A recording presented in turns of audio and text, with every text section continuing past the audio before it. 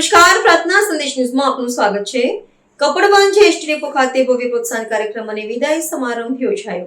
Gujarat ST નિગમના Nadiad division દ્વારા મુસાફર જનતાની સુવિધા માટે તાજેતરમાં હોળીના તહેવાર નિમિત્તે એક્સ્ટ્રા બસ સંચાલન યોજવામાં આવ્યું હતું, જેમાં નડિયાદ ડિવિઝનના તમામ ડેપો કરતા કપડવંજ એસટી ડેપો દ્વારા સર્વોચ્ચ આવકનું લક્ષ્યાંક પાર પાડી સમગ્ર નડિયાદ ડિવિઝનમાં પ્રથમ સ્થાન મેળવ્યું હોય. આજ રોજ ડિવિઝન પોલીસ દ્વારા કપડવંજ ડેપો ખાતે મહત્તમ આવક મેળવવા માટે જે કામદારોએ સંનિષ્ઠ પ્રયત્ન કરવામાં આવ્યા હતા, એ તમામ કર્મચારીઓનું મનોબળ વધે એવા ઉમદા આશ્રયથી આજે એક પ્રોત્સાહન સમારંભ નડિયાદ ડીસી મહાજન સાહેબના અધ્યક્ષપદે યોજવામાં આવ્યો હતો. આ પ્રસંગે DTO Shri, labour officer Shri, DM Shri, નાયબ બિઝનેસ શ્રી, સુરક્ષા અધિકારી શ્રી, એકાઉન્ટ ઓફિસર શ્રી તેમજ નડિયાદ ડિવિઝનના તમામ ડેપો મેનેજર શ્રીઓ અને એસટી માન્ય ત્રણેય યુનિયનના આગેવાનો ઉપસ્થિત રહી કામદારોને પોતાની આગવી શૈલીમાં સંબોધન કરી ફુલાર અને શાલ ઓઢાડી સન્માન કરી પ્રોત્સાહિત કર્યા હતા. વિભાગીય નિયામક મહાજન સાહેબ દ્વારા કામદારોની કામગીરીને બિરદાવી આગામી સમયમાં આ જ રીતે એકજૂટ થઈ મુસાફર જનતાની સેવા લોકચાહના મેળવવાની સાથે સાથે નિગમની આવક વધારવાની અપીલ કરી હતી, જેને હાજર કામદારો દ્વારા તાળીઓના ગડગડાટથી વધાવી લેવામાં આવી હતી. આ સાથે કપડવંજ ડેપોના ડ્રાઈવર SS પટેલ વયમર્યાદાને લઈ નિવૃત્ત થયા હોય તેમનો વિદાય સમારંભ પણ યોજવામાં આવ્યો હતો. સમગ્ર કાર્યક્રમનું સુંદર સંચાલન ડેપોના જે અસલમભાઈ દ્વારા કરવામાં આવ્યું હતું, જ્યારે આવેલા મહેમાનોનો ફુલહાર અને મોમેન્ટો આપી આદર સત્કાર ડેપોના કર્મચારીઓ અને ડેપો મેનેજર કલ્યાણી સાહેબ દ્વારા કરવામાં આવ્યો હતો. સાથે સાથે કલ્યાણી સાહેબ દ્વારા તમામ હાજર મહેમાનો અને કામદારોનો હૃદયપૂર્વક આભાર માનવામાં આવ્યો હતો. રિપોર્ટર અનવર બહાદુર ફુલવાલા, આણંદ. આજના કાર્યક્રમમાં આગળના અમારા વક્તા સાહેબોએ જે પણ કહી દીધું છે એના માટે હું બધાનો આભારી માનું છું. ડિવિઝન ઓફિસથી પધારેલા અમારા ડીસી સાહેબ, ડીટીઓ સાહેબ, ડીએમઈ સાહેબ પછી આવી શક્યા, વહીવટી અધિકારી સાહેબ, એકાઉન્ટ ઓફિસર, યુનિયનના પ્રતિનિધિઓ, જે જીએસ છે, પ્રમુખ છે, અન્ય ડેપો મેનેજરો, હું બધાનો આભાર માનું છું કે જે તમે કપડાની ધરતી પર આવી એટલે અમારા પ્રોગ્રામની રોનક વધારી એ માટે હું તમને તહે દિલથી તમારો આભાર માનું છું. મારા કંઈ પ્રોગ્રામમાં કંઈ તમને ખામી હોય યા કોઈનું મંજૂર થયું હોય તો હું બધાની માફી માગું છું. બીજું કે ડીસી સાહેબે કીધું કે કપડાં ડેપોથી આજે યુનિફોર્મ બરાબર છે એટલે સાહેબની વાતથી આપણે બધાને સમજ થવાનું છે, સાહેબને લાગવું જોઈએ કે સાહેબ બીજી જગ્યામાં આવે ત્યારે તમામ આપણા ડેપોના માણસો યુનિફોર્મમાં જોવા જોઈએ. All driver, all conductor, all TC, all ATM. તો સાહેબને લાગશે કે મેં આપેલું એ કમિટમેન્ટ આ લોકોએ પૂરું કર્યું છે. સાહેબે સામે એવી બાહેધરી આપી છે કે તમારી નેમ પ્લેટ હું બનાવી આપીશ. બરાબર છે ને આપણે કમિટમેન્ટ પૂરું કરવાનું છે. બોલો, કરીશું કે નહીં? ભારત માતા કી જય. બરાબર છે કે સાહેબનું કમિટમેન્ટ પૂરી થવું જોઈએ. એ સાથે હું બધાનો આભારી છું કે અમારા પ્રોગ્રામમાં આવીને તમે શોભા વધારી એ પ્રમાણે હું તમારો આભારી છું. એ સાથે આપણે પ્રોગ્રામ અહીંયા પૂર્ણ કરીએ છીએ. જય હિન્દ, જય ભારત.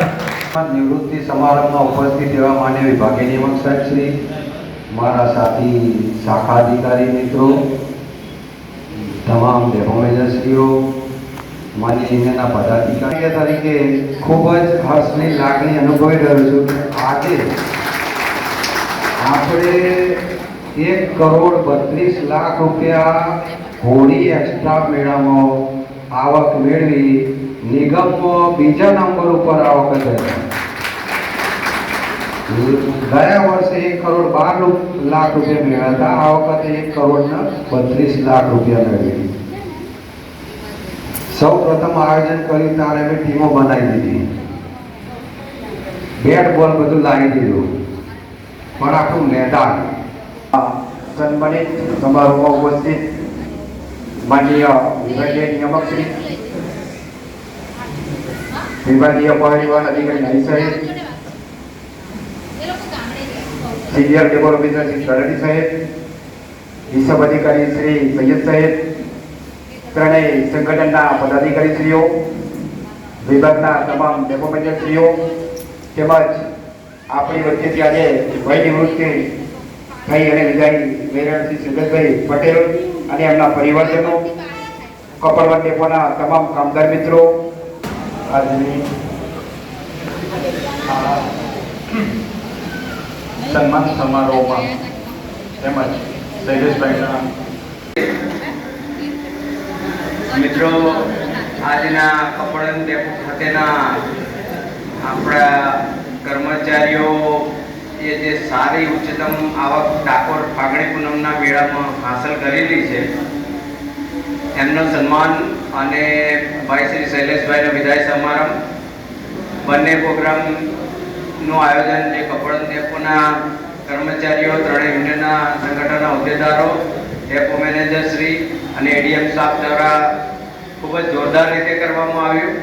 એની મને ખૂબ જ લાગણી છે અને ખૂબ આનંદ થયો, કેમ કે નડિયાદ વિભાગની અંદર વર્ષોથી ઘણા બધા ડેપોની અંદર ઘણા બધા સારા એવા જુનંદા ડ્રાઈવર, કંડક્ટર ને બીજા અન્ય કર્મચારીઓ પણ અવેલેબલ છે કે જ્યારે વિભાગને એમની હાકલ થાય ત્યારે એ લોકો પોતાની પૂરી શક્તિ.